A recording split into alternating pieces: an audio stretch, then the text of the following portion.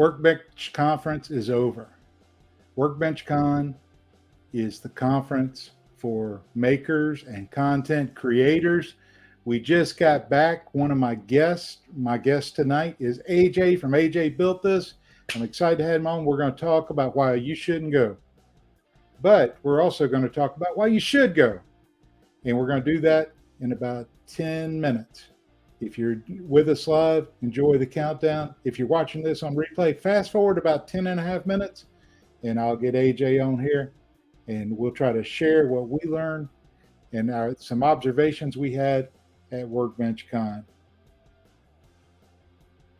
Just buying that software isn't what makes the difference. You've got to learn to use that tool, just like you've got to learn to use your high-end Powermatic woodworking tools or Festool for Sedge out there. So I think you got to kind of leverage all of it. And I just realized this is a new camera. I didn't take off the protective plastic over it, so I don't know if that was blurry or not for you. Oops. Oh, hey, look at that. In your little intro, which was very well put together, as I was sitting backstage and you had all these little clips from your previous guests, there was lots of good information in there, but somebody mentioned, just finding that thing that you love and do the thing you love. Don't make things that you don't like making. In terms of growing a business, especially a business where you make things, is make the things you want to sell. I want to say Brad Rodriguez said this many times a while back, where it's like, if you don't want to sell cutting boards, stop making cutting boards. If you want to sell tables, make some tables and sell them at a loss if you have to, just to get some tables out there you sold. You attract clients that you can show you've actually made a thing. If you're trying to sell couches, don't keep making coasters telling people you can make couches. Make some couches. A lot of times, usually when people start out on YouTube or when they're building a YouTube channel, they'll feel like their energies, if it's a scale of 1 to 10, they'll feel like they're at like an 8 or a 9, and they'll be like, woohoo! But then when they actually watch themselves on camera, it's actually more like a 2 or 3. We do take sponsors, especially as a lot of the smaller channels. And there's two ways that they talk about sponsorship. Sponsorship is someone paying you to do something, and the other one is getting free tools and stuff. Launch day is my favorite day. That is my favorite day of the week. I just absolutely love launching videos and getting the feedback. So yeah, that's most videos take 4 to 5 full days to make. And I would like to streamline that. I would like to put out more videos in a week. It's really kind of sad because I didn't get involved even when he was doing the noodle boards. He pretty much did all that. I did everything in the house so that he could stay in the shop a lot. I am a little conflicted, I think. It initially started off with just sharing like my sewing machines and sewing tips and stuff like that. And then it kind of morphed into sharing the Mastering Mayhem merch items that I was making. And then along the way, I kind of shared some DeWalt tool and obsessions that I've had. Hats off to Ira. I mean, I can't imagine doing it with small kids. That's a lot of work. Well, this is a little chaotic, so. My part really didn't start until Live Edge started. When we started Live Edge, I don't know, I felt different about everything. It felt real to me. I think everything started feeling real to him, after the first few months because he was in the shop. It didn't really feel real to me until Live Edge started. And now I see this as my future too. I don't think I'll be a teacher much longer. Because I wasn't quite niched enough, but I think because my channel name is I Don't Even Work Here, I think I'm just going to roll with. I'm going to put out some shorts for stage. One thing I'm good at probably more than anything else is business and understanding the way businesses work and how to run a business. And I always come at from very much the Moneyball approach. I don't want to hit home runs. I just want to get on base and get on base and get on base. And I think it's easy for people to look at my story, for example, or anybody like in a similar story and think that was an easy decision. And I can't state how much that was a very hard decision for both my wife and I. I like the premise of doing a tool review, comparing two tools, and especially if they are popular tools. You can make the life you want to, you can make the business you want to, whatever it is you want to make. It wasn't like YouTube's good and this and that. Like I was still pretty new to YouTube and didn't know that was sustainable long term, and so it was a gamble. And I'd worked for a long time to get in the position I was at, and it was a very, very hard decision to basically give that up for, potentially the rest of my life. I never even considered the second channel. I just think all of my content needs to go where I am. It's a lot of risk and fear, but moving through those deliberately. There's a system to it, and you follow that system. So what have you learned and done to try to change? And so that's the thing I always use. It's a continuous process of evolution. Scheduling and trying to edit and get a video out, like it's really hard to follow exactly. If you do that and do it consistently, it'll generate views. Interesting. A lot of times you might see channels or businesses that are frustrated because they're not growing, and you look and you realize that for years or dozens of iterations, you look at the most recent and you go back a few years or a few dozen iterations and there's zero change. I'd like to see channels evolve into more of like a channel, like we're traditional like TV channel, where you have a channel, but there's different shows within that channel. And, you could have the segment for your shorts or your live streams and your longs, all these different things. And people can kind of just pick and choose what they want to watch. And my goal isn't to get the most views on YouTube. My goal is, to provide confidence, inspiration, and knowledge through entertaining and engaging content. So what's the next step? What is the next thing? What's going to get you to that next place? You got to get them to click. You got to get them to watch. I'm terrible at thumbnails. I hate doing them. I would stress so bad over doing them. I've actually hired somebody else to do them now. That's why they look different. I'm not doing them anymore. I took that out of my hands, and I'm stress-free on that part. Another thing is also onboarding people that are better than me at something. So I have an editor I've been working with for about 2 years now. One day it just kind of hit me that, okay, I watch a lot of these videos and I obviously find value in them. Why can I not be the person on the other side of the camera, right? Providing the content and the information. With me being a business-minded individual and trying to make sure that I'm providing for my family, but also always growing. Our audience smells authenticity, and whether or not you're enjoying what you do very easy. I'll always be that individual that loves YouTube, that always wants to do extremely detailed videos on how to build. I feel like the biggest challenge is probably getting yelled at to put on protective. I'm still focused on my woodworking. I'm focused on trying to get better. I just want to try new things and break barriers and just be the best woodworker I can be, and then document that. I just don't really have the time or desire to really become a student of YouTube. So I'm always playing catch up. I'm always just doing the best I can to get the most out of what we're doing, but I am no student of YouTube, that's for sure. A good plan of attack is to create a channel on YouTube or an account on YouTube that you don't have any ties to. You've never watched anything on there, and just start watching content you're interested in on that channel. Don't watch the news, or don't click off and start watching, the latest episode or whatever. Just use that account strictly for that, and that'll kind of start drumming up what's being surfaced to people. And then from there, you can kind of... as far as equipment goes, and I say this adamantly all the time, there is nothing I've ever made that I couldn't make by hand. And I have a skill set that I've developed that I could make it by hand.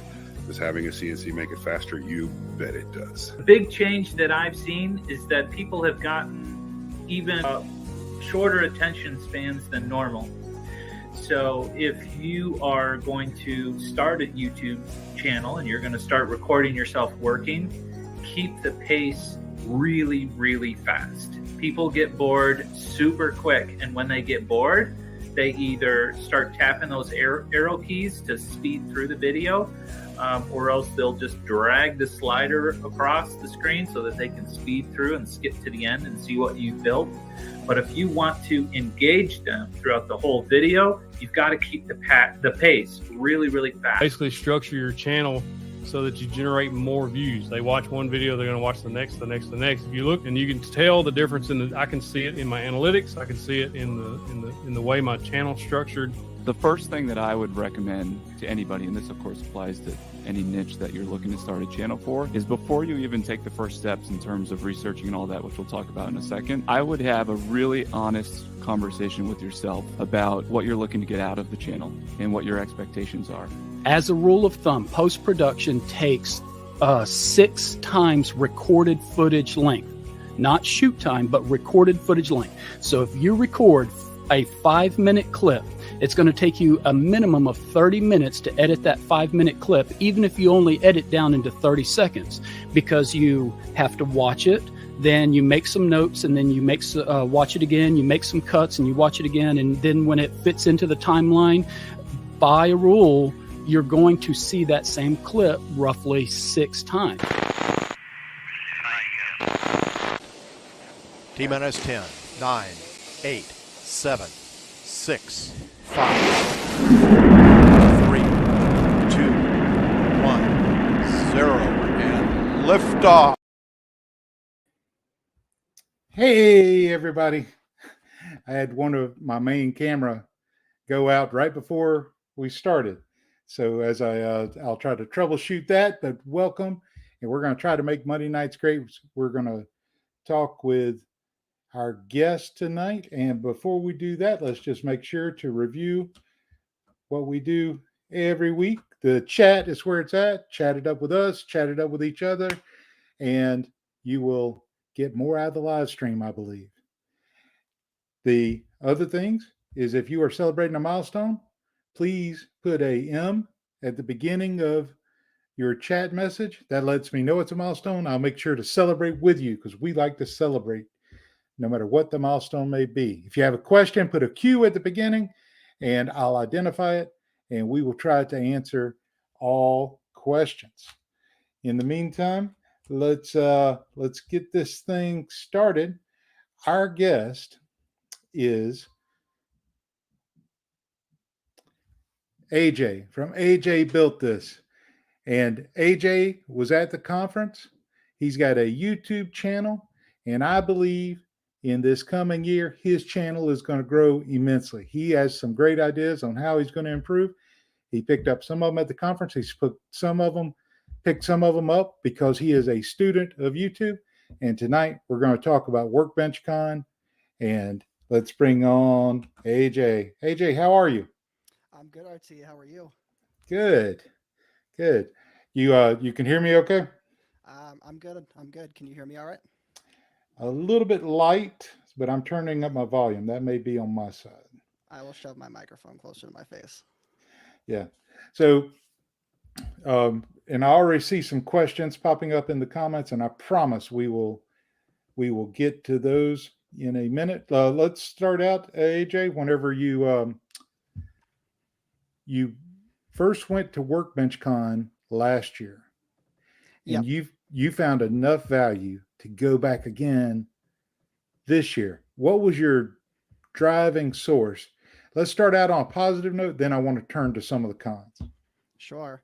Yeah, and I'm getting a couple comments that my mic volume might be low, so give me a moment here to adjust that because I want everyone to be able to hear me. You bet. I'm going to have to step behind the computer.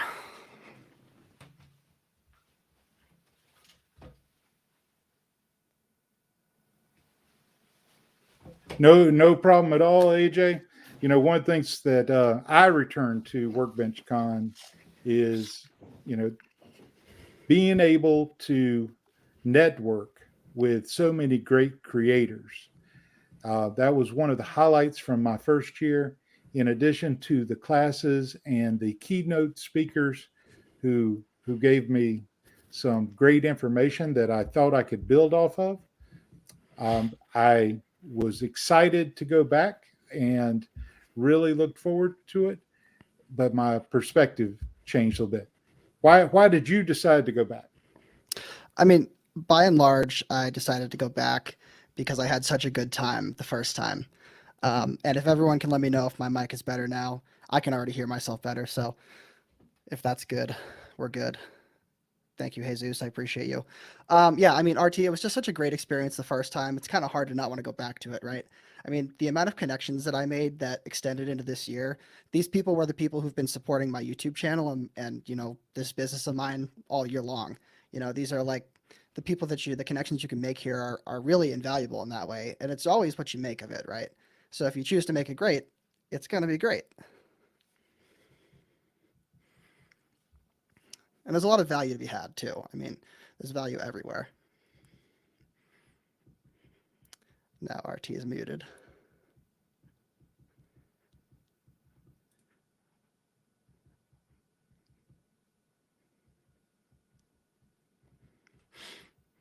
Well, it looks like RT's having some technical difficulties. So, in the brief period of respite. Hey, I'm back. There he is. All right, you can hear me now? Yep. Okay. I'm sorry. Second camera came back to haunt you. Well, it's not the second camera that gave me the problem, but we will go ahead and remove that one for a little while, and I'll talk to this camera. I'm sorry I asked you the question and then it knocked me off, so I'm reconnected now. So can you briefly say what you said again so I can catch up? Yeah, I had such a good experience the first time. It's hard to not want to have that again. And the connections that you make are really invaluable because these are people who will stick with you generally for a long time. It was really nice being there for a second time because you walk in and you already have people who are in your corner. And it's just a really invigorating experience, and it's very inspirational just to be surrounded by a group of your peers like that, because we don't get that like in any other medium or any other space as a woodworker, or half the time even a content creator. I mean, you just can't find that many people in your immediate area. And if you can, that's fantastic, but there's not that many people out here where I am, so. Yeah, I thoroughly enjoyed it last year, but the value that I got out of it, I wish I could have applied everything that I learned last year to my channel in the past year. But I'm revigorated. I went back to WorkBenchCon and enjoyed it again. Got a lot of good information, and I'm going to be working over the next week to build a plan on some key things to insert. As I mentioned to you at the conference, my plan going into this was I would take notes during the sessions and keynote speakers, and then review those with our audience on live streams each night, which I did. Saturday night, I had a technical problem, and then I was just too tired to deal with it. So you got that live stream on Sunday. So, after 2 a.m., it's too late. So, but we did that. And then next weekend, I'm setting aside some time, and I'm going to go through those notes and try to pick out 4 or 5 items to really focus on. I have a list of items that I could do to improve, but I need to have a focus to make sure I implement 4 or 5 things this year that could really change the value that I'm bringing to those watching my content. Right. So, and everybody, I'm seeing a lot of great comments, and it's so great to see you, David, the Dutchman's Wood Shack, Jesus from Jar Made, Suman, who I'll read his comment later, but he did a presentation at the conference, and I think he had a great time. I saw Monty Sawdust, Hillbilly Chic, Ray Rodriguez, Dude Sawdust, Damon Barber, Alien Leader, who I always appreciate being here, always has good questions. That's a challenge, Alien Leader. Come up with some great questions tonight. We're going to put AJ to the test and see what his responses are. But our thumbnail for this presentation made it sound like we're gonna bash on WorkBenchCon, but I don't want to bash on WorkBenchCon. I just want to talk for a minute about who is WorkBenchCon not for, and who would probably not benefit the most. What ideas do you have for that, AJ? Who would benefit the least? I think by and large, there's a huge focus, or at least in past years, like last year, it was really YouTube focused. It wasn't very Instagram or TikTok focused or short form content focused in general. This year, that trend shifted, and Suman was one of the biggest people, I think, to initiate that trend. He had this excellent class that was literally so invaluable on short form content, specifically Instagram, and whether you're on TikTok or not. But if you don't have a YouTube channel, and you're not already trying to grow on social media, to be honest, I think a lot of the conference is just going to go right past you. It's really targeted towards people who are active on social media, trying to make, growth attempts. And if you happen to be on both YouTube and Instagram or TikTok, any combination thereof, I think that's where all the value is. But if you're not on any of those, I think the value does diminish pretty quickly. Yeah. All right. I think I didn't mean to do that. There we go. So I think if you are a maker, creator, woodworker, and your focus is more on making items and not content creation, I don't think this is the conference for you. They have a couple of shops, they have a few shops where you can actually create something, learn some power carving or scroll saw work, but that is not the main focus of the conference. And I think if that is your focus, if you wanted to show up and you didn't care anything about content creation, I think you'd be bored during many of the keynote speakers and sessions.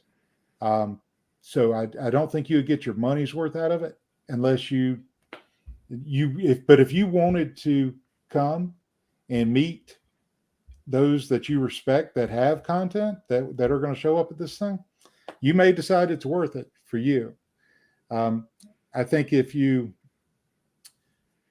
will get, it's targeted more towards those who are building content as a business. So I think if you're just doing content as a hobby and you truly don't care about the number of views or how many subscribers you have, if you truly doesn't matter, then you may reconsider going. But if you care at all, if you would like to share with more people the talents that you have as a content creator on whatever format it is, TikTok, YouTube, Instagram, Facebook, all of them, it's a big benefit. But if you truly don't care about growing it, you're just recording what you do for a handful of people, or for family, then this might not be worth the investment. Any further comments on that, AJ? Yeah, and I do want to emphasize that it is kind of an investment to go to this conference. I'm not saying it has to be, you don't have to go all out, but objectively, the ticket can be cost prohibitive. The hotel and potential airfare can be cost prohibitive. So I think the people who benefit the most from it are the people who have the most to gain from what's there. So that is definitely a decision I think a lot of you will want to take into consideration when you consider if you're going to go or not. And hopefully by the end of this, you'll feel like you have more information to do that. But I'd be lying if I didn't spend the better part of $2,000 all in to go to this conference between a ticket, airfare, hotel, and food and drink. So, yeah. So, the Dutchman's Woodcheck asked the question, "What is WorkBenchCon?" And that's a legitimate question because somebody, others watching may not know either. So it's an annual conference for makers and content creators, preferably combined. If you're a maker and you do any kind of content, but I think you could benefit just if you were interested in the content side, not so much maker, but it's geared towards makers who are content creators. And it's the biggest conference for that niche. And what was it, AJ? About 500 people there, you think? It was over 500 this year, actually. They usually cap at 500. They opened up some extra tickets. So truthfully, I think we were more in the 520, 530 range, which was a healthy attendance for this conference. Yeah. And it's last year. It's held at the Renaissance Waverly. Yep. Is that what it is? In Atlanta. And it's a nice convention center. You walk in and the desk is there, and then you have a huge atrium which opens up 13 floors tall. The 13th floor is called the 14th floor, of course. so they don't have a 13th floor, even though they do have a 13th floor. And that atrium leads into another area. You go up some escalators and it leads back to a whole convention area with breakout rooms and huge ballroom type areas where we can have everyone in there at one time enjoying each other's company. If you want to see, I don't want to do a lot of name dropping tonight, but sure, we're going to do some. We're going to do some because some might come into play. But if you want to see some of the people that were there, go to my Instagram account, go to AJ's Instagram account, and look through the pictures and videos that have been posted over the past few days. Stephanie, I saw your comment. Appreciate you recognizing that, and that I tried to post a lot of photos and share part of the experience. But that's a good place, and I've got some more that are in my phone that I haven't had a chance to post yet that I'll get posted out there. So if you want to check those out, feel free to. You know, AJ, one of the things that may be intimidating to people is the process. So maybe we can take a minute and walk through that. What do you do? How do you think people are, well, but once you get there, can you kind of walk them through the process? Once you get to the hotel, what happens? Well, it definitely depends on what night you show up. If you show up the night before and you were there this year, it was just an all-out bar fest the first night before registration. So be prepared to be social if you come that night, because you will run into a lot of people. But it's also a great opportunity to grab a lot of people before the rest of the conference gets there. So it's a great opportunity to get in early and make some friends if you don't have any, or make some connections early. But if you show up day of registration, the registration is not till late afternoon, so it gives you time to fly in the morning if you choose to, or you can fly in the night before. This year, most people flew in the night before. It felt like that didn't happen last year. But registration happens, and then there's a newbie meet and greet, which is really good for people who have never been. It's just a quick kind of seminar thing, and then it opens up into reception. So the first day off the bat, you're forced into social interaction off the bat. But it's kind of like the crash course is that newbie course, and then getting into the reception for the first night. And then from there, in the second day, really it's kind of like day and a half, you go on to the seminar classes, and that's when the real meat of the show starts to begin. Yeah, you get there on the day of registration. It's easy to find. Everything is well marked about where you should go. You go up those escalators and straight back. There's signs everywhere. The vendors are being set up are set up usually at that point, and your registration is clearly marked. And you register. You get your badge and lanyard. Yes, your badge. Yeah, you got to get your badge. They made a recommendation to us last year, which I thought was a great one.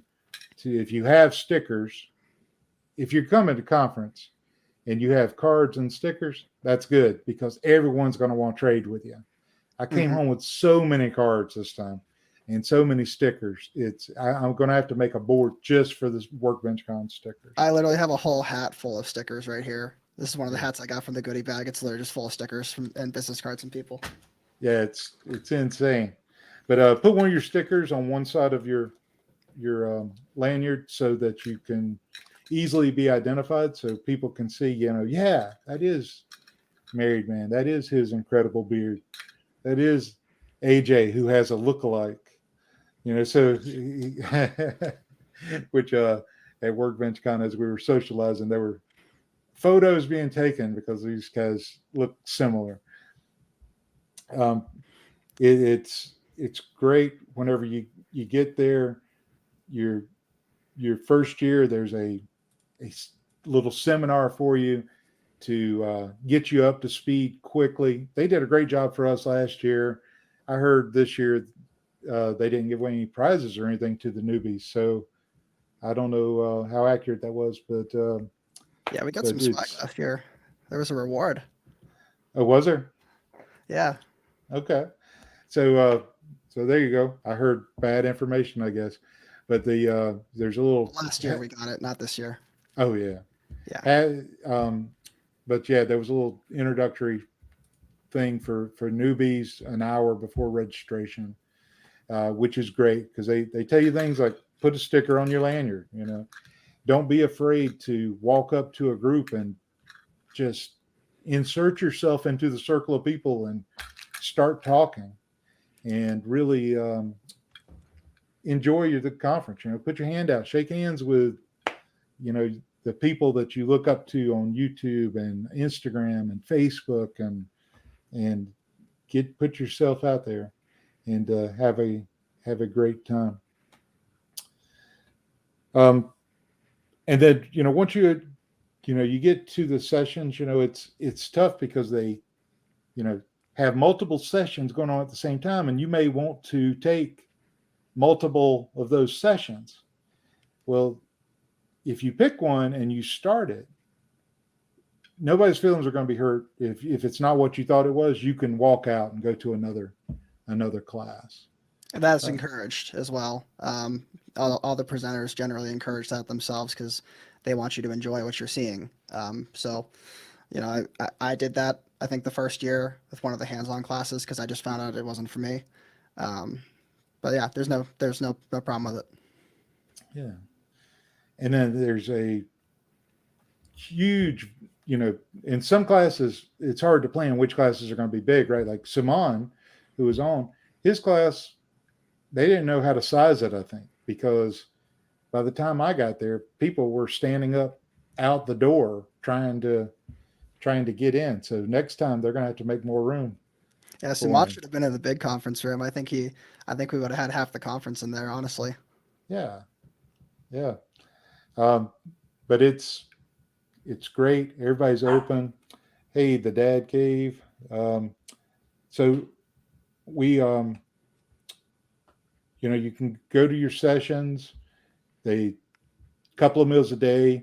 We all eat together. They provide the lunch as part of and breakfast as part of your ticket. And then they've got the keynote speakers, which I really enjoyed this year's I enjoyed last year's too, but this year the speakers, to lead off the conference and to lead off each day, and then the final speaker was Anne of All Trades, and each speaker brought something different to the conference, and it was beyond just go get them motivation.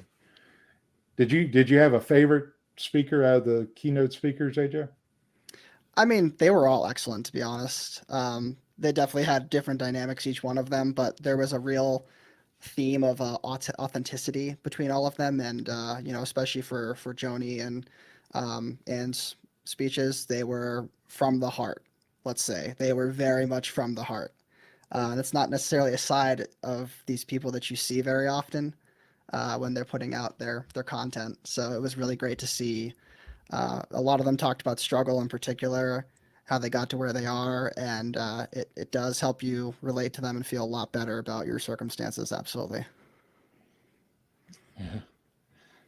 Yeah. Absolutely. And as whenever you had any moments between sessions, and they have designated time as well, you could go visit with other creators that are there and just walk up and speak with them and enjoy their company. And sometimes they'd give you some advice, and you exchange cards and stickers, like I said. But you could also go to the vendors. What did you think of the vendors this year, AJ? The vendors were great this year. There was more of them than there was last year, too. Vendors, but this year we had some really, really good ones, and I had some good conversations with all of them.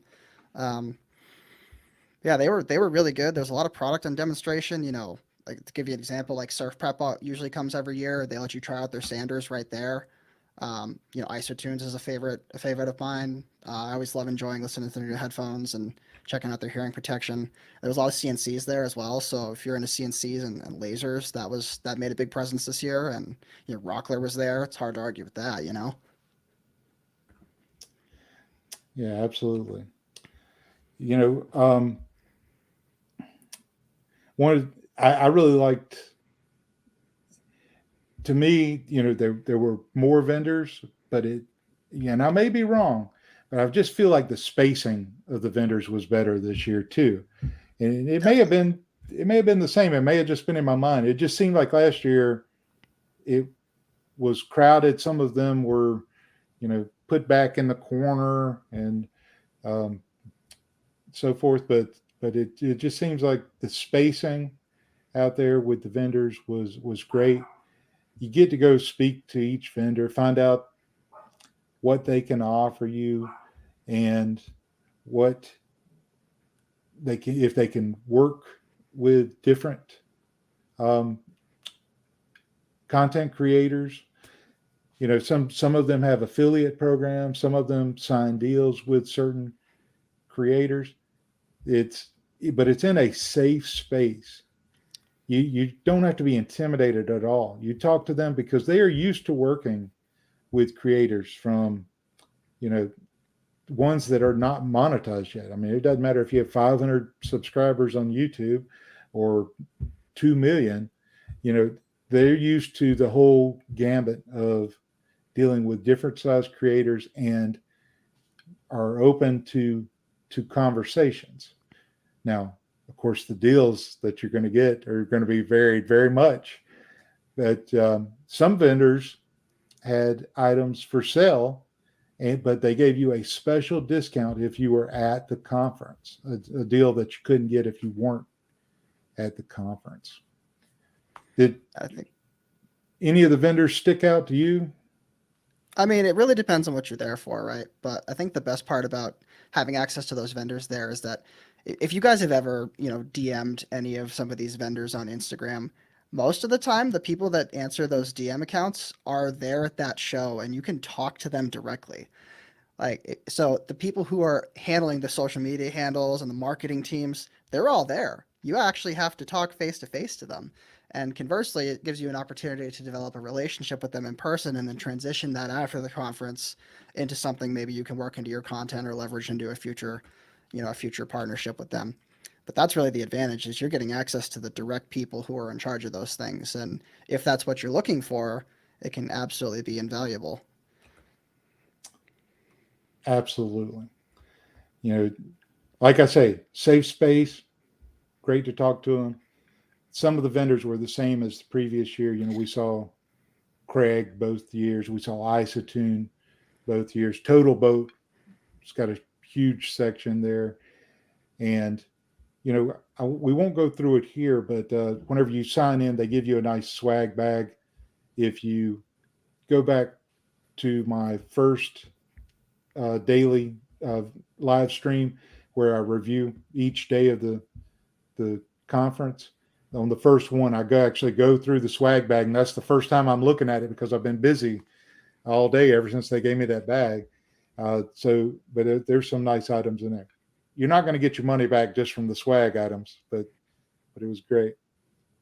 At the end of the conference, of course, they have the closing ceremonies, and they had the keynote speaker, and that was very emotional. Anne of All Trades was the last speaker, and she was encouraging us, not to compare ourselves to others, compare ourselves to where we used to be as you progress. And she walked us through her journey, and I won't try to summarize it here, but it was very emotional. Then they started giving away prizes. Yeah, like crazy. Yeah, they had so many giveaways this year. It was awesome that the sponsors really chipped in. I don't know how all things were paid for or provided, but there were a lot of prizes. Some of them came from separate things, like a poker. They played poker one night for a chance to win tickets to enter the drawing. And so if you got tickets, then you were in that drawing, and they gave some nice things there. And the nice thing they gave away with that poker tournament was somebody got a free ticket to next year's WorkBenchCon. Yeah, that was And, nice. Yeah, that's the one I wanted. That was the prize I wanted. That's the one everyone wants. There were content creators there from all ages too. I think the youngest one was 13. Yeah. And there's no telling. I may have been the oldest one now, but I don't know. But there were some older folks there too. So it was great, and it's a very diverse group, meaning diverse in their backgrounds and talents. Some people are true craftsmen, some people are true content creators, and some are both. But either way, everyone was open and friendly and absolutely positive.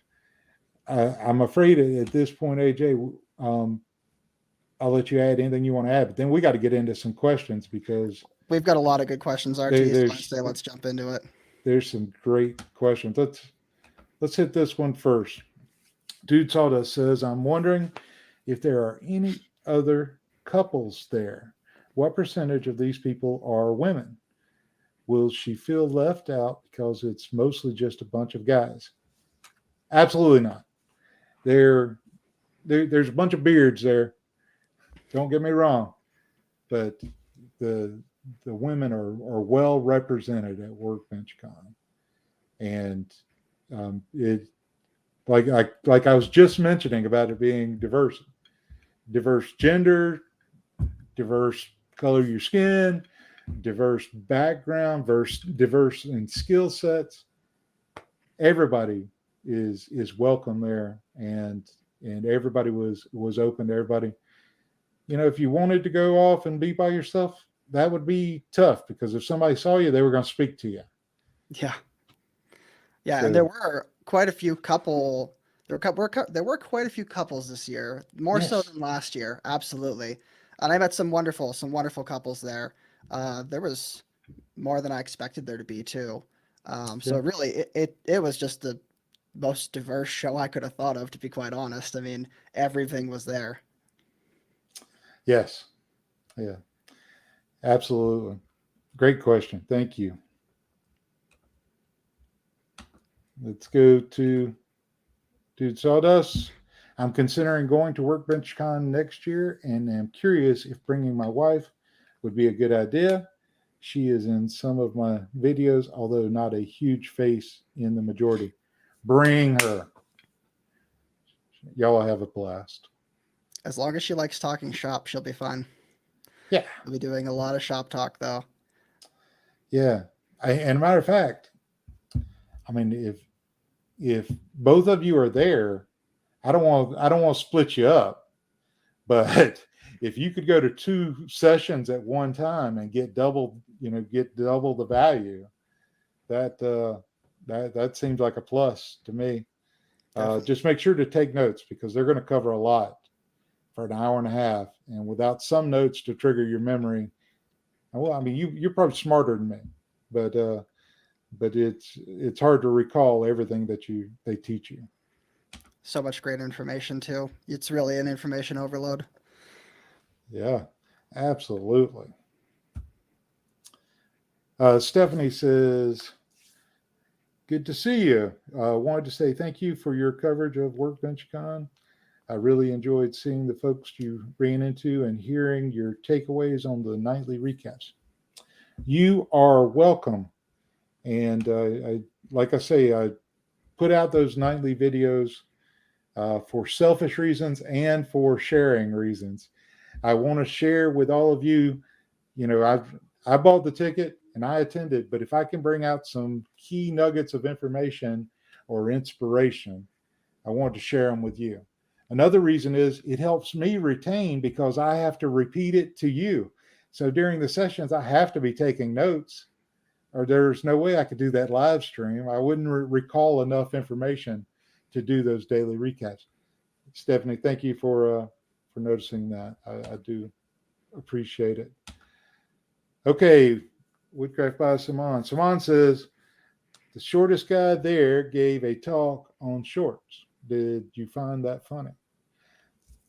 You may be short on physical stature, but you are a man standing above all others, man. You're a great guy.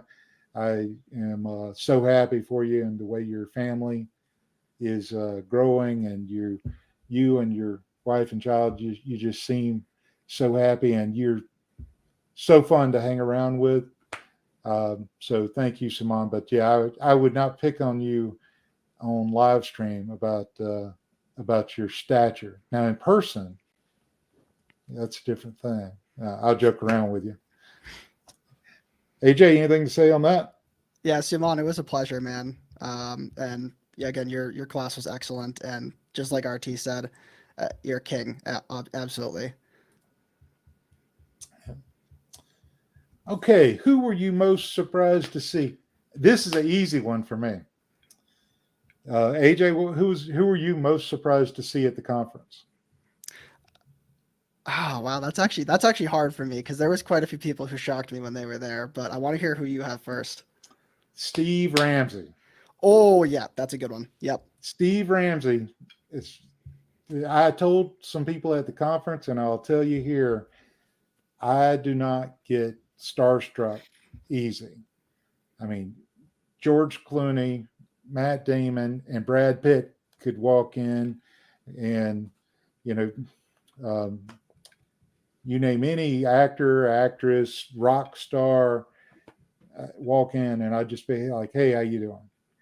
But Steve Ramsey had a huge influence on me starting in YouTube, wanting to share with others. Like I think he has inspired many others. He's never gone to a WorkBenchCon before this year, and he showed up. There he was in the conference. So he's tall. So my God, is he tall? Yeah, he's a tall guy. Yeah. So who surprised you? Who else, AJ? Well, I'll go the opposite of you. I was surprised to see how many smaller creators there were this year. There were a lot of small creators, which I was so happy to see, because that's the next generation, right? That's them. I mean, I'm a small creator. I'm small potatoes like that. That's the next generation right there. Even so, and a couple people pointed out to me how everybody, even the big guys, everybody at this show gives their time and their effort and their time to you at this show. There's really nobody who doesn't do that. It's just such a friendly, welcoming environment. So the smallest creator can be talking to the largest creator in the space, and that's perfectly normal there. But I was really happy to see so many small creators, because it means that they're getting a lot of impact out of this show, especially when they're there so early in their YouTube social media careers. Yeah, absolutely. Good call out. A lot of the people that I spoke to have just started in this past year, and I talked to a few that have not released a video or post yet. Yeah. They invested in WorkBenchCon before they actually started on YouTube. One of them is Burley. Oh, I apologize to you. I think it's Burley Boy Woodworks. I'll have to find it. Now that I've mentioned it, I'll have to find it and post it out there. But he told me 3 weeks he'll have his videos ready to post. So yes, I'm very impressed, and what a great group of people. All right, Suman, you keep asking questions. I appreciate it. What is one most valuable thing you took away from WorkBenchCon? I'll let you go first, AJ. It's so hard to narrow it down to one thing, because there was so much value in the conference in general. But if I had to narrow it down to one thing, at least for me, the conference was both humbling and inspiring in a lot of ways, because when you're surrounded by so many of your peers, it makes you want to be that much better. And I left with this overwhelming sense of, I want to work to be amongst the best of my peers. I want to improve every day, to make this craft better and better and help out the community and be a part of it. And that spirit, that camaraderie that you get from that show, for me, was probably the biggest thing. On top of that, there was some absolute gems of information in terms of social media there that I don't think anybody can sleep on. And that came from multiple sources. Simon, 100% definitely from him and many others. But that was what I would say, for me at least, was just so inspiring, so uplifting. Yeah, it's hard to pinpoint the number one because I haven't done my final review yet. But there were many. I really think that some of the tidbits that I picked up when interacting with others, whenever networking, were just as important long term as some of the key things I heard in the meetings. The story telling. I was talking. I won't name drop, but I was talking to somebody who is significant, and I'm not name dropping, but he told me, he's like, don't worry so much about the product, don't worry, or the project. Tell a story, work on your storytelling. He said, if you have decent lighting, good audio, and excellent story, then the project is not that important to the views. Mm-hmm. So, it's tidbits like that really got me thinking that maybe I've been focused on the wrong priorities, and so I'm going to look at that and reevaluate. But I think there were a lot of key things. Yeah, and I had a lot of my ideas validated by people at the conference as well. You get the opportunity to run things past people. And I literally said, hey, if I did a video like this and I went through step by step and I said, am I crazy? And they just go, no, do it.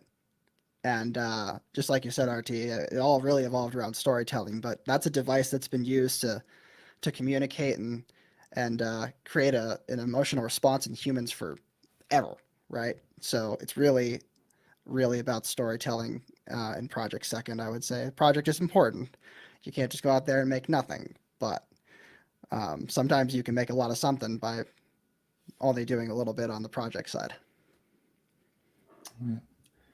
Hey, AJ, I got a knock at the door while you were talking. Sure. And I'm going to have a special guest come on. So if you don't mind, I'm going to take you off the screen just a moment. No problem. Everyone, I'd like to introduce you to my number one fan and the one that's center to my heart, my daughter. Hi. So, isn't she beautiful?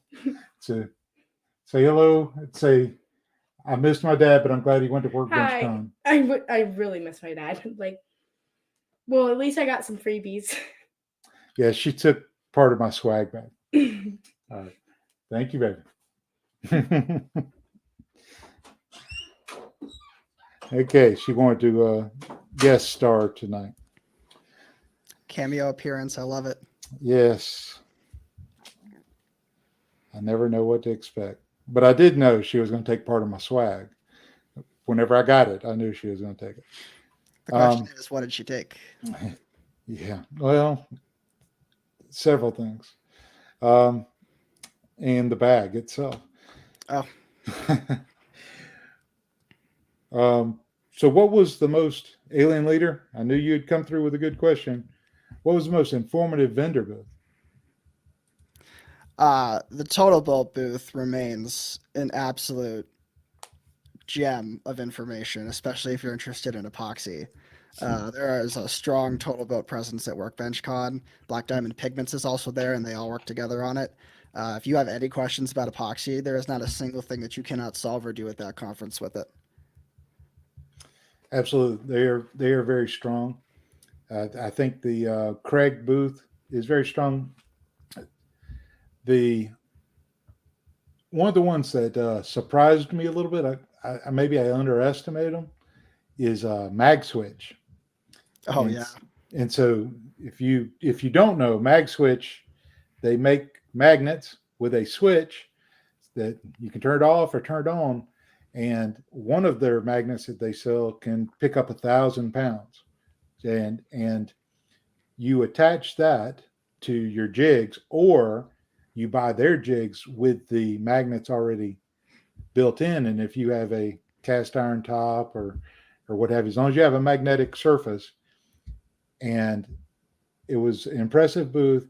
They talk to you and explain how some of their new jigs, like their featherboard, has got some features in it. And guess where, they got those feature recommendations from woodworkers, because woodworkers would use the featherboard differently than it was originally designed for. Sometimes they'd use it as a stop, but there was a piece of the handle that was in the way before that they've adjusted for, and they have a display there that you can play with the magnets. And man, I was impressed with them. The Craig display is always nice because you can get your hands on the toys and see which ones, no offense to Craig, but which ones feel solid, right? Which ones really feel like you might be getting your money's worth. They've made some great jigs in the past, and then they made a couple that I thought were overpriced. But I guess I'm never going to be doing business with them now that I've said that out loud.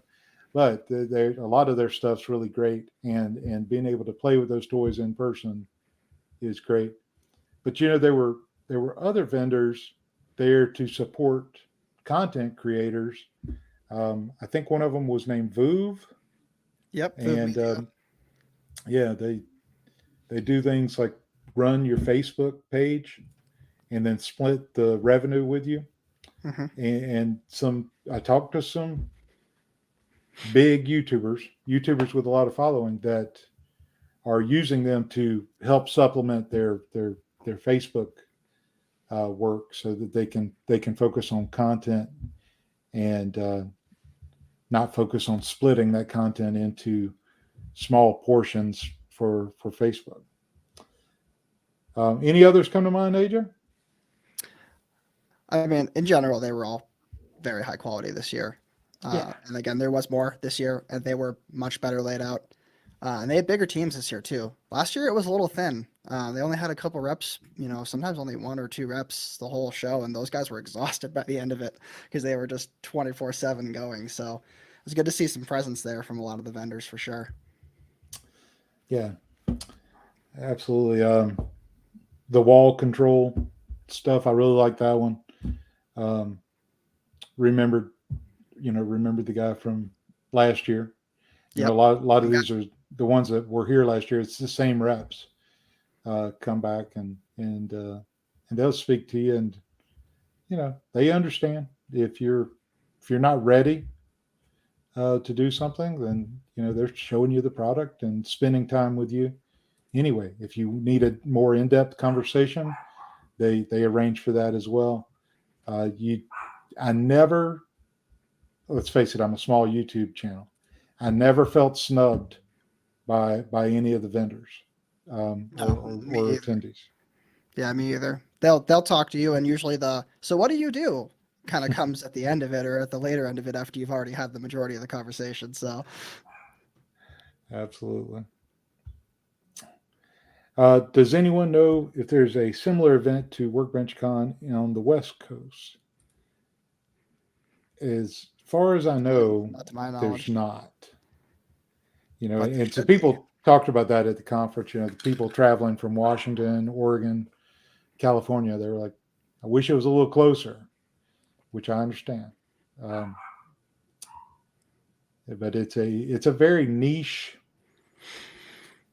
conference. But as far as I know, not. The other conference everybody was talking about was Maker. I lost it. What is it? Maker Camp up in New York State. So, but I don't know of anything like that. There's also talk about was it IWF? The wood conference. Yeah. The wood conference, and I think that was in was it Vegas? There was also some talk about that. Quite a few people said that they had met there actually from the conference. Oh, okay. Yeah. I didn't talk to anybody about that one.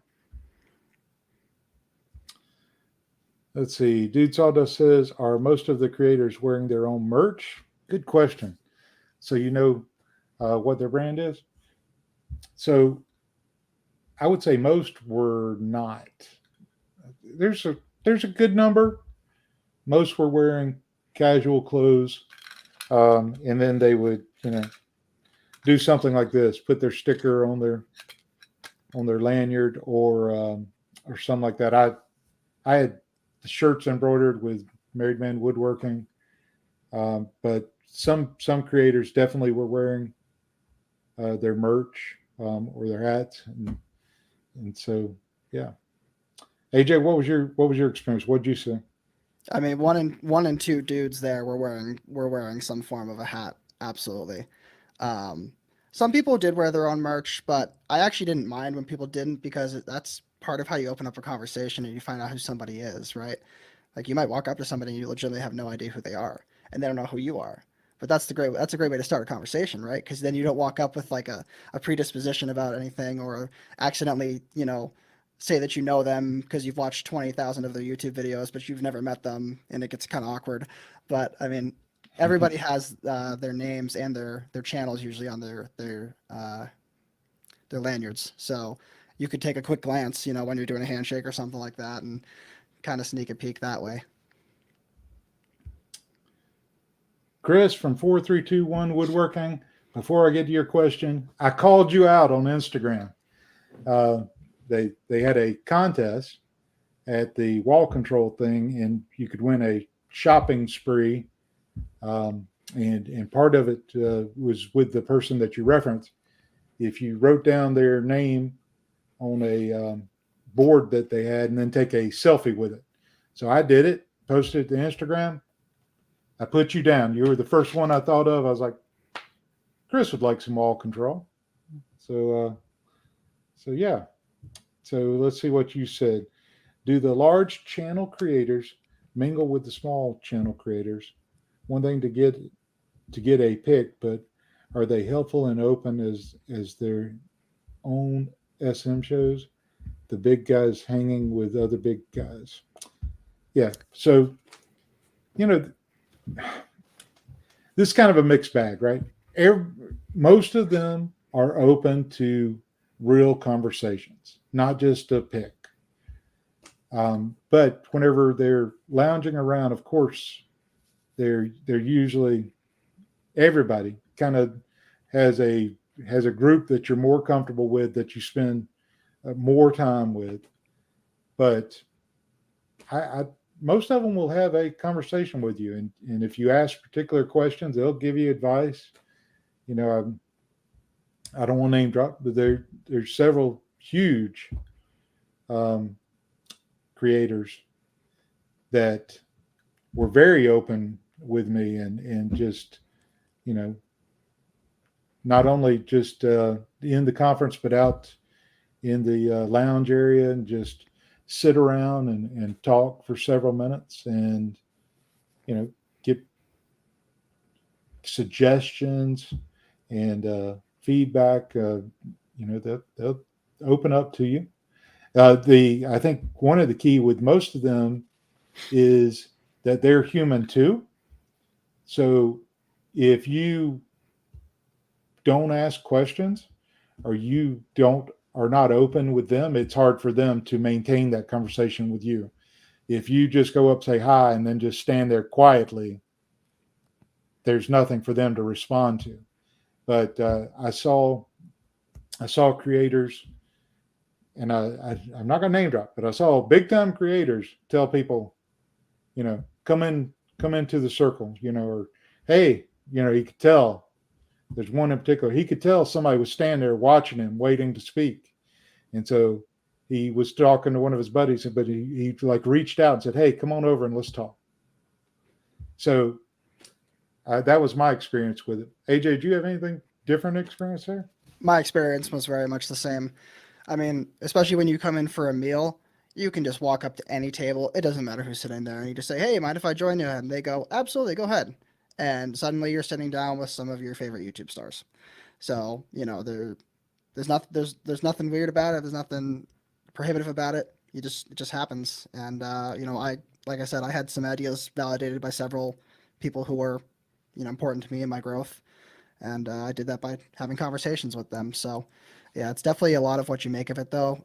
I would come prepared with at least a couple questions that you're ready to ask anybody, because there are going to be points where people are tired, losing their voices, probably had a couple too many beers or whatever, and you might have to be a human to them, right? So, yeah. Just remember to be human and remember that they're humans. And whenever you make it big, remember that everybody else is human. So I've already kind of brought this up with one example for me, but I'll ask you, AJ, what's the best advice you got from an individual chat? Oh, that's a good one. But I think in general at the show, there was information coming in from all sides, and it could definitely be hard to kind of say, okay, I know that this is something I want to do. I don't want to do this. By and large, the vibe I got from a lot of people is that to get where they had, any of these large creators to get where they are, they had to do a lot of trial and error and a lot of experimentation. And this wasn't an individual chat, but specifically I'll give an example about thumbnails, right? The chat that John and Cam, John from Lincoln Street and Cam from Blacktail Studio gave, Cam openly admitted that he thinks he gets his thumbnails right 10% of the time, and the dude's a thumbnail legend. You know what I mean? Like all of his videos pop off, and he somehow has cracked the formula. That's like a thing that a lot of people I think feel. And he says, yeah, 10% of the time I get the thumbnail right. So, don't be afraid to just put yourself out there. That's the biggest thing. You're going to have to put yourself out there, be uncomfortable, and push past all of that. But that's how everybody else has done it. No one's done anything on YouTube or any social media without putting themselves out there and against their comfort zone. Absolutely. There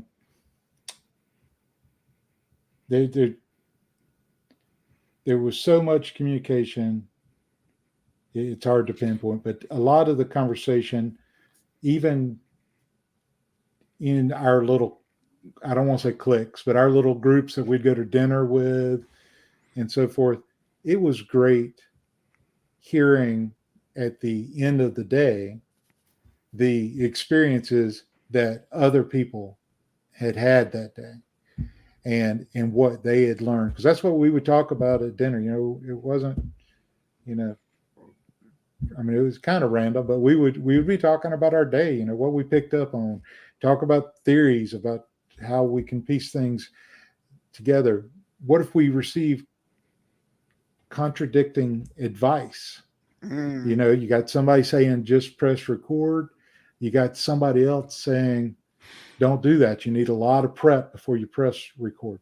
You got one person saying, you need to spend a lot of time on every thumbnail. You need to really fine tune it.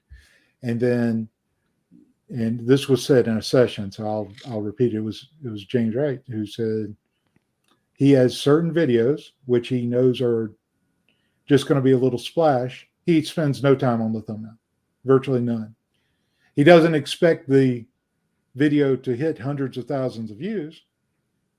So he does the video quickly because he wants to do that video, and he doesn't spend much time on that thumbnail. And other people would say, never do that because it reflects on your whole channel. So it's very, very difficult, very interesting, to discuss. So good questions, man. Stephanie says, speaking of the swag bags, where's the beanie cap? Man, I love that beanie cap. Yes, can't beat them. Mine's downstairs. It's made by Card. It's got that WorkBenchCon logo on it. That may be my favorite thing out of the swag bag. I was psyched whenever I got that. And I got my swag bag, but I was so busy communicating with others.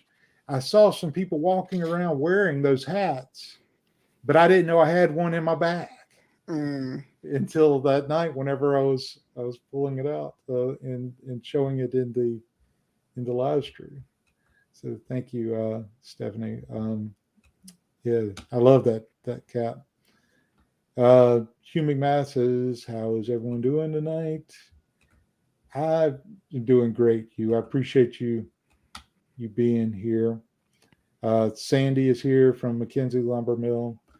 Sandy, I hope you can make it next year. I sent you a message saying that, and I know you wanted to be there this year. You would have had so much fun. We'd had so much fun talking to each other too.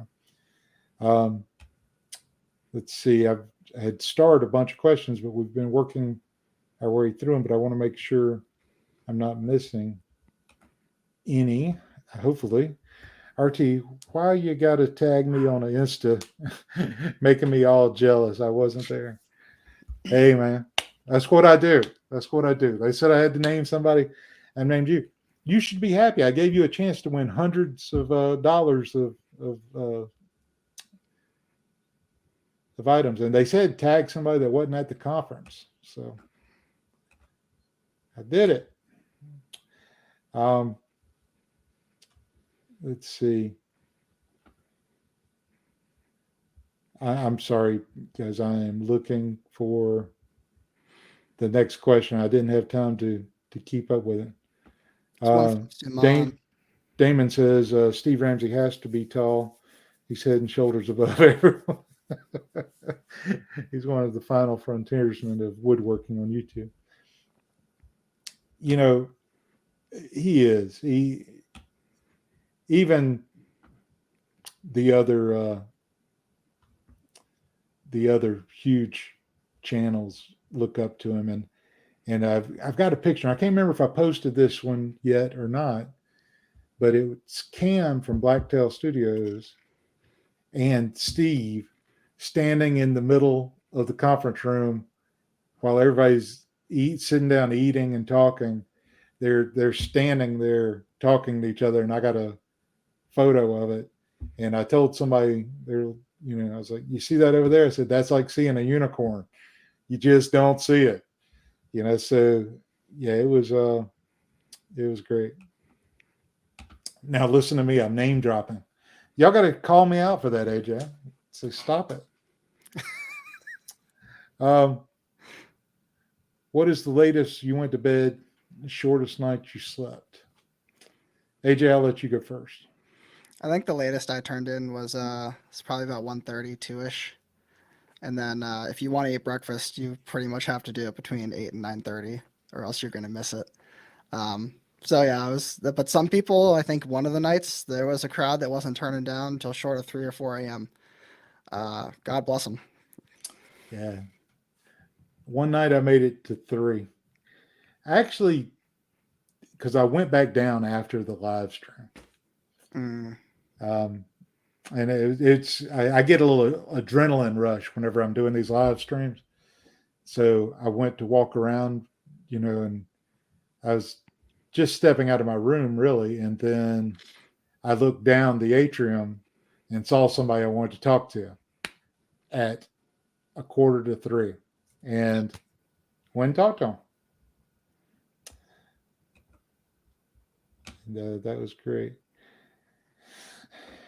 4321 said hello, little RT. I assume that's whenever my daughter was in here. Yeah, she is. Stephanie says, "Hey, baby girl." She's been wanting to make an appearance. She's got me exactly where she wants me to, wrapped around the finger. Yeah, alien leader. She is a princess. She went to. This is off topic. She went to school in, I want to say kindergarten. It may have been it may have been 4K.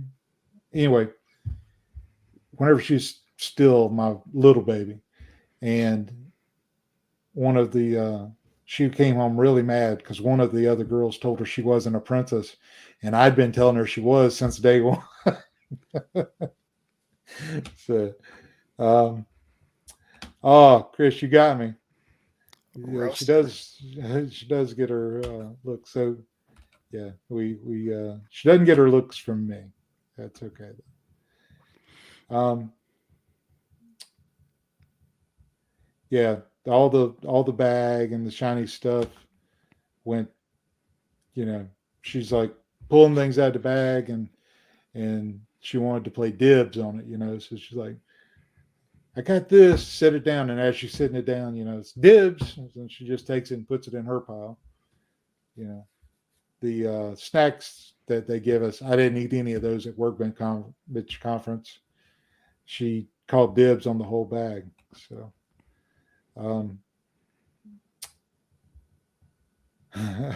Stephanie, you have, don't think for a moment I'm not scared about the times that are coming up. Dad Cave says, are there any similar conferences on the West Coast? Okay, I think we caught that one, right? We did, yeah. Damon says, I came home from the NRA National Convention and had several bags and stickers, pins, magnets. Good thing I had multiples. Yeah, that was that's a good point. Whenever you go into this conference, bring lots of cards and stickers, because I would talk to people who they ran out. They didn't bring enough. It really, I had more exchange this year than last year by far. Absolutely. I almost didn't take the stack that I took, and I'm glad I did, or I would have run out on day 2. It was that many. And the amount that I received, is overwhelming. So be prepared to have a little extra suitcase space. You're going to need it to bring some stuff home. I see Biscuit Tree Woodworks out there. Hello, Biscuit Tree.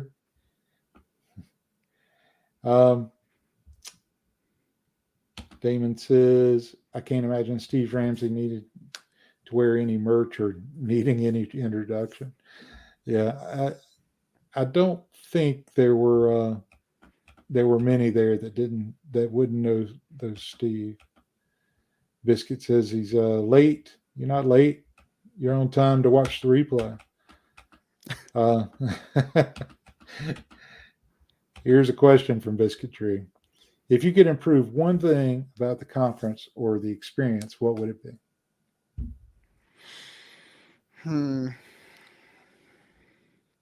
That's such a good question, because it was really good this year, and they addressed some of the criticisms I had from last year for sure.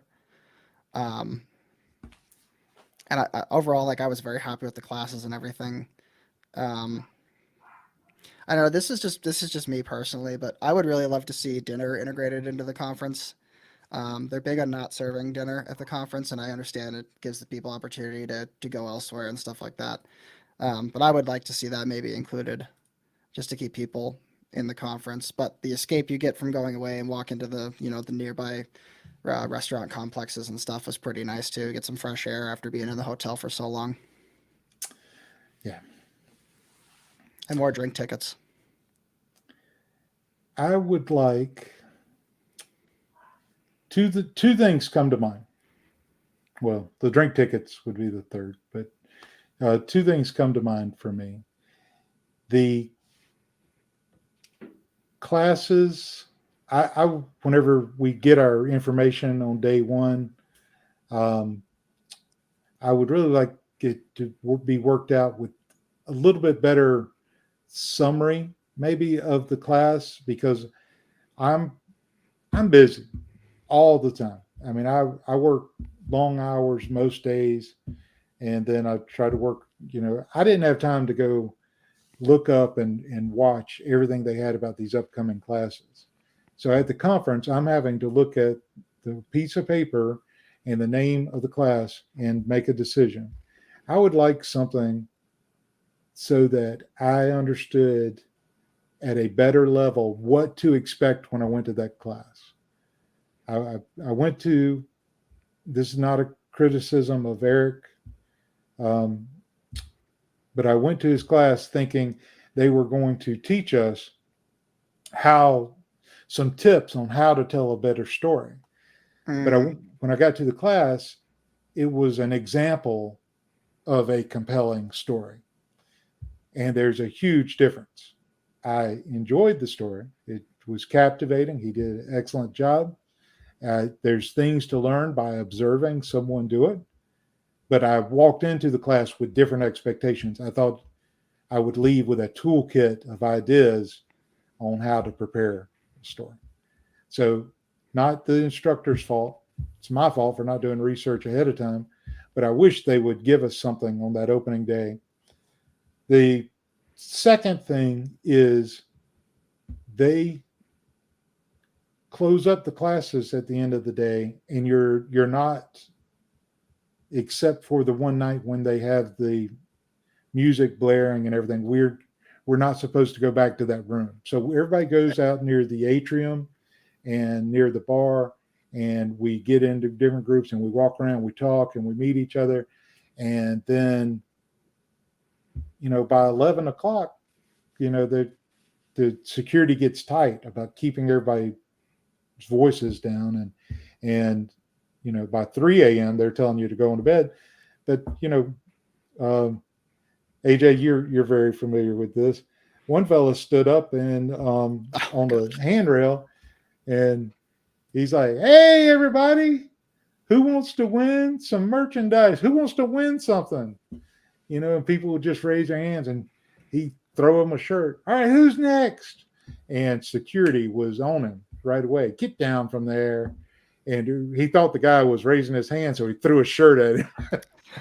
It was one of the funniest things I've seen in person. I wish I'd had that on video. I really wish.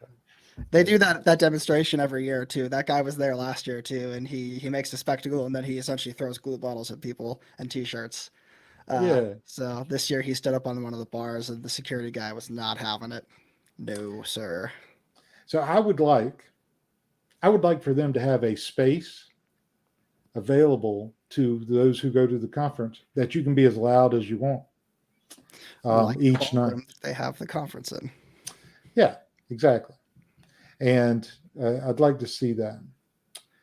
The other thing is, you go to the things at night, whenever you do go, and they give you tickets for drinks. You get a ticket or two for a drink, and they had, sodas available for like the first little while. I mean, it wasn't long. And then they roll that away. Yeah. And I would like, I think that's frustrating to people like me who don't care about alcoholic beverages. If they were Diet Pepsis over there, that's what I would just go get. And without having to wait on a huge line at the cash bar to try to get a soda, so my only choice is tap order that they've put into a cooler or wait in line. So I was a little bit frustrated with that, but overall, I'm not going to be negative. That was just a couple of things. All fair criticisms. Good question, Biscuit Tree. Any good demonstrations at WorkBenchCon? So they let them light up I shouldn't say light up, start up one of the CNCs. So I've got an example of that, I think, out there on Instagram. That was cool.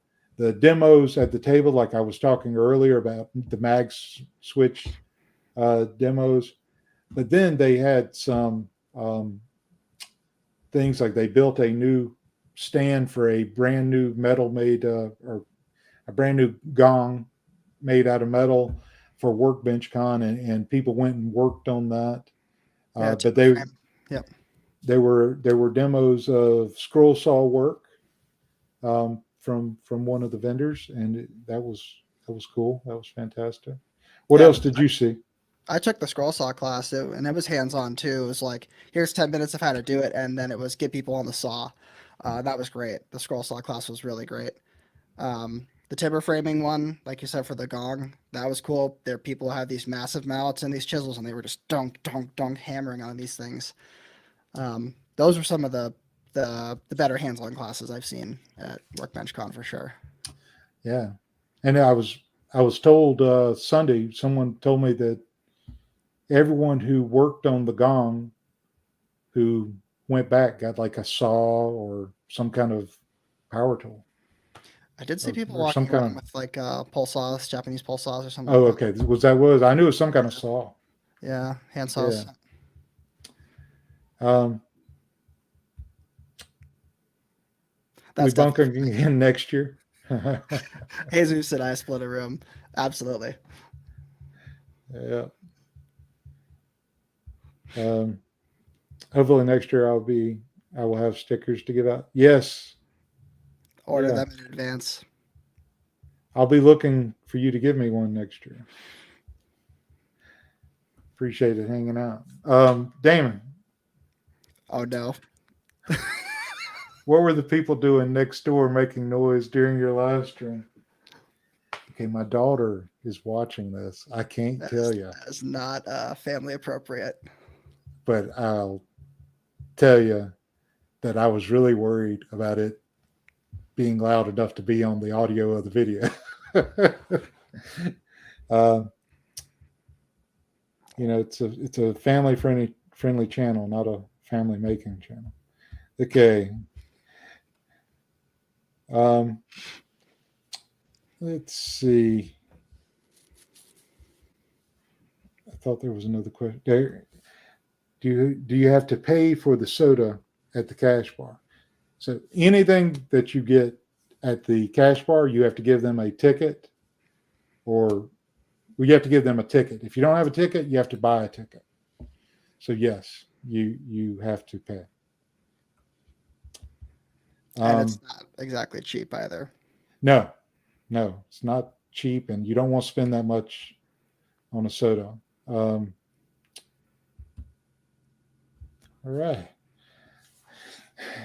Overall thoughts, AJ, on your experience, and I guess my last question to you. We talked about who this conference was not for, and then we mentioned a little bit. Who do you think the ideal attendee of WorkBenchCon would be? It's hard because there is enough information there, and there's enough, of a diverse community there where there is value if you find it, if you search it out. There's value for almost anybody who has any form of social media, whether it be YouTube or Instagram or TikTok, whatever. I said earlier that the value is definitely there if you're a content creator, particularly in some form of baking niche. Absolutely. Yeah, I mean, if you're on the fence about it at all, and obviously financial issues aren't a concern, I would just say try it 1 year. You have nothing to lose and you have a lot to gain. So if it's not for you, it's not for you. But it is a lot of what you make of it, and you choose your classes, so you get to choose what you see. You could also teach a class if you want something there to be specific. So it's a lot of what you make of it. But if you are a maker of almost any variety and you're on social media of any form, there's value for sure. There you go. Yeah, I agree. If you are a maker and any kind of content creator, no matter what the platform, if you have goals to make that a business, then I think that this is the conference for you and could pay dividends. But I understand finances are a concern. Time off is a concern. You pay for the conference, then you have to pay for the hotel room, and then you have to pay to get there, and then you're having to pay for your dinner, and then if you get more than 2 drinks, you got to pay for your drinks, and it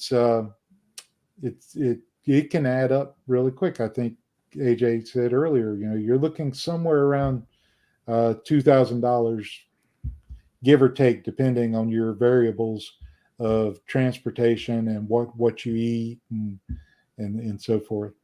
But it's an experience that you won't soon forget. But it's just like everything else in life. You get out of it what you put into it. If you go to the conference and you wait on people to come to speak to you, you're going to have some good conversations, I'm sure. But if you are willing to step into a circle and speak to the people there, ask questions, stick your hand out, shake hands, or give a card and sticker in exchange. And if you're ready to go to the sessions and participate in some of the demos and get out of comfort zone and speak to some of the vendors, the more you put into it, the more you'll get out of it. And I talked to some people that one guy told me, he's like, at this conference, I made sure that I didn't look down at a piece of paper. I didn't take any notes. I wanted to enjoy the experience. That's fantastic. I wanted to take bullet point notes so I could retain more of the information, because that's what I need. So everybody's experience can be different, but I think it can be great for a lot of people if your content and the growth of your content is important to you. Any other final thoughts, AJ? Yeah, I mean, like you said about taking notes, I made sure that I put my phone away because I was trying to be in the moment as much as possible. I can respond to texts and stuff later. I don't need to be posting all the stuff on Instagram, whatever. I wanted to be in the moment with people, and that was a big priority for me this year. And it was to essentially be brave and talk to as many people as I could. And I feel like I succeeded at that, and I feel good about it. And that made me feel good, of course. But yeah, I do urge people to be present when you're at that show. It can be very easy to get distracted nowadays, but if you are really present and you put yourself into it, I don't think you'll be disappointed. Absolutely. I almost forgot, and I saw Alien Leaders question here. How many makers did you talk to and set up for the live stream? So I didn't get hard dates from anyone except AJ. But next week, I've got Eric Spenceley from Spenceley Design Company, and I'm sure you've probably seen his stuff. He was at the conference, one of the first people I met there, and I already had him set up for next week, but it was great meeting him in person. Got that set up, and I've got a list, I don't know, about 10 that said that they'll come on and told me how to contact them. Gave me private email addresses or told me which method to reach out. And no name drops at this point, but some of them I'm very excited about. I know that they are not going to be quick schedules because of their schedules. And I've met a lot of other people that I got cards from and that I'm targeting to reach out to them and arrange something. So it's going to be an exciting year for as far as guests, I believe. I think we'll all have some fun with it. I hope that you'll enjoy it. Is it always in Atlanta? Okay, as far as I know, it's always been in Atlanta, and I didn't hear of any plan to change it. Did you, AJ? No, I mean, when you get the chance to go, it is such a perfect venue for what it is, but also it is a small conference. Probably many of us have been to other conferences just for various things, business purposes, work, whatever. 500 people, that's a tiny conference on the scale of some conferences. If you go to a CES, you're looking at like 100,000 people or something like that, crazy. You know what I mean? So it's a perfect venue because it's all jam-packed in the same space. And it's been in Atlanta, as far as I know, it's been at that hotel since it began. And this was the 5th year anniversary of WorkBenchCon. So there's been 5 WorkBenchCons. They of course skipped a year during the pandemic, which was unfortunate but understandable. So this was the 5th WorkBenchCon that they've ever had. So it's not even that old of a conference, but to see how well established it is and to see how many people and creators it's reaching, that's really encouraging. So can't encourage you guys enough to get part of it. Absolutely. Everyone, AJ is from AJ Built This. AJ, thanks for coming on. Make sure to go check out AJ's channel. It's AJ Built This, and you can find some great content over there. And you are a great friend, and I appreciate you very much. I had fun at both conferences with you. Absolutely. Thank you for having me, RT. It was a blast. The other thing I will remind everyone of is that I've put a playlist out there on the channel with the first 3 nights. The 3 nights of the conference, I did a live stream each night. I put them all into a playlist. So if you haven't watched those, you may go watch those, because I cover what's in the swag bags and what I got out of each session, at least some highlights from each session. And it's 3 live streams for you to go back and view. I appreciate it, but I hear my princess and my wife calling. Have a good night. I say that, and then I click the button and it doesn't play the video, and it really makes me look like a professional. Y'all are still looking at me, aren't you? We are. Yep. Yeah. Still here in the flesh. That's not embarrassing at all. No, it was a feature. It's as people say, when you make mistakes in videos, it's a bespoke feature. It's always a feature. I'm still, you know what? It's going to work, or I'm going to end it anyway. I appreciate everybody being here tonight. I hear my wife calling. I got to go. And I think it's easier for people to look at my story, for example, or anybody like in a similar story, and think that that was an easy decision. And I can't state how much that was a very hard decision for both my wife and I. I still do some from time to time now. Okay. And what led you from that into video creation on YouTube? Boredom. What's the next step? What is the next thing? What's going to get you to that next place? It wasn't like YouTube's good and this and that. Like I was still pretty new to YouTube and didn't know that was sustainable long term, and so it was a gamble. And I'd worked for a long time to get in the position I was at, and it was a very, very hard decision to basically give that up for potentially the rest of my life. With me being a business-minded individual and trying to make sure that I'm providing for my family, but also always growing. It's really kind of sad because I didn't get involved even when he was doing the noodle boards. He pretty much did all that. I did everything in the house so that he could stay in the shop a lot. I am a little conflicted, I think. It initially started off with just sharing like my sewing machines and sewing tips and stuff like that. And then it kind of morphed into sharing the Mastering Mayhem merch items that I was making. And then along the way, I kind of shared some DeWalt tool and obsessions that I've had. Hats off to Ira. I mean, I can't imagine doing it with small kids. That's a lot of work. Well, this is a little chaotic, so. My part really didn't start until Live Edge started. When we started Live Edge, I don't know, I felt different about everything. It felt real to me. I think everything started feeling real to him, after the first few months because he was in the shop. It didn't really feel real to me until Live Edge started. And now I see this as my future too. I don't think I'll be a teacher much longer.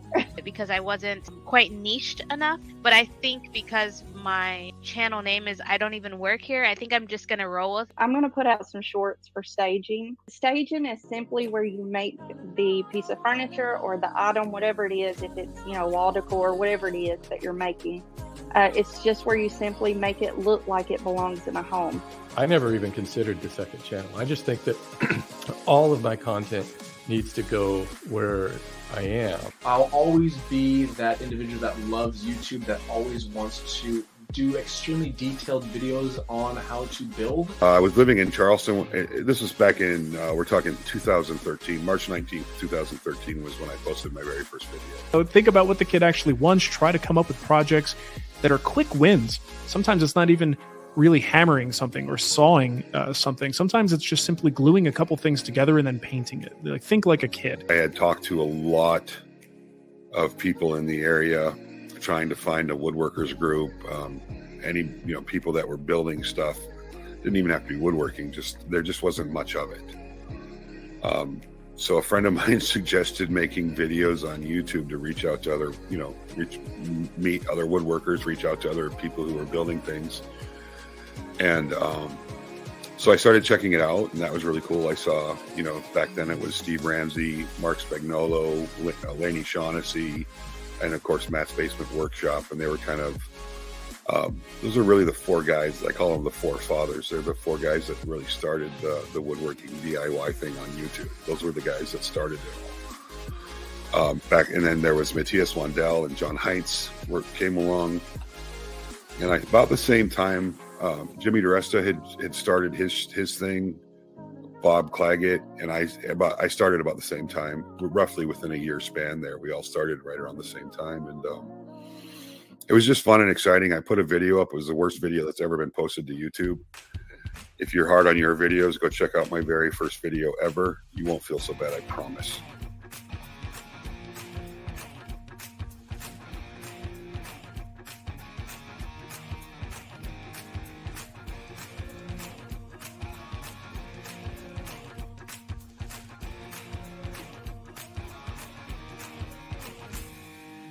I took like another 2 months and I put up another video, and it happened again. People were, commenting and talking, and I really enjoyed that aspect of it. I had done a lot of fishing because I had a lot of free time. So I've been fishing and watching YouTube videos. Saw that there was this gap in the market in the industrial side of making or furniture or other things. You tend to see a lot of things that you don't see in the DIY side. You do take sponsors, especially as a lot of the smaller channel, and there's two ways they talk about sponsorship. Sponsorship is someone paying you to do something, and the other one is getting free tools and stuff.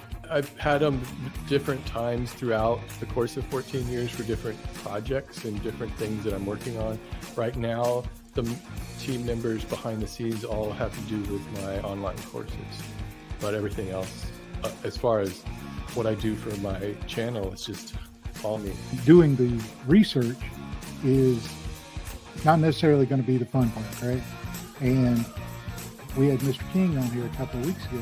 He was talking about the research he did before he released a single YouTube short.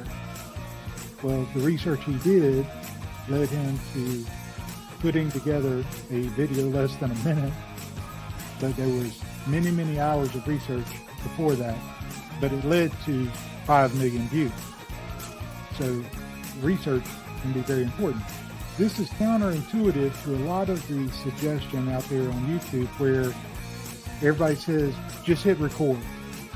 Just go out in the garage and hit record. And your viewpoint seems to be different than that. What do you say to those people that say, just hit record? I'm glad you brought it up, RT. There's a lot of, I call them talking points that have manifested themselves for whatever reason in the how to grow space. The just hit record is probably one of the ones that drives me the most insane. You can go out and just hit record, but again, set your expectations for what you think the output and the end result is going to be. You get out of things what you put into them, and you may get lucky and you might catch a unicorn, but I'm going to bet 9 times out of 10, if you just go out and you hit record, you don't do any research, you don't have a plan, you don't have a rough script, you don't have a target audience, you don't have value that you're looking to provide. Again, I just think you're setting yourself up for unneeded frustration when a little prep and work up front can pay extreme dividends in the end. And you don't get a do-over when you post the video. Once it goes out into the interwebs, it's done. And you can't go back and redo the same topic right away because then you look like a goof. I'm inspired by this guy. It's a little not fair because he does have a bigger, larger channel. but he has a smaller woodworking channel that's done pretty well this past year as well as in 2020. And his name is Robert Dunn. Authenticity is something that I strive for all the time. I always try to just be myself, but everybody always says that. They always say, well, when you're on camera, just be yourself. But as soon as the camera goes on, you're never really yourself, because you're always aware of the image that you're projecting, and then you're going to refine that further when you're editing it. You know, at best, I think most of us are only, at best, maybe 80 to 90% ourselves. There's always that part that's carefully curated. And he's hilarious. I think he is one of the best people in front of the camera in our space. His bigger channel is a car channel. I'm not going to kind of focus on that, but under Dunn, he has made a handful of videos this past year. Not nearly as many as he made in 2020, but he still racked in quite a few views. Especially, he had some videos over 100,000, some over 500,000. And what I really want to emphasize with Robert Dunn, even if you watch his Aging Wheels channel or Under Dunn, his woodworking channel, is his confidence, relaxation, and charisma. And it might, you know, one thing I'm good at probably more than anything else is business and understanding the way businesses work and how to run a business. And I always come up from very much the money ball approach. I don't want to hit home runs. I just want to get on base and get on base and get on base. And as far as working to become more natural on camera, that's just time. You just keep doing it. The more you do it, the more comfortable you get at it. And I do think it's important to, you know, as much as I'm not really a fan of saying having the avatar behind the camera, I do think it helps to imagine that you're actually talking to somebody who will be watching the video. Sometimes it's easy to forget that you see numbers of people watching, but you forget that these are actual people watching your video on their phone or on their TV or wherever. And I think it's important to keep that in mind.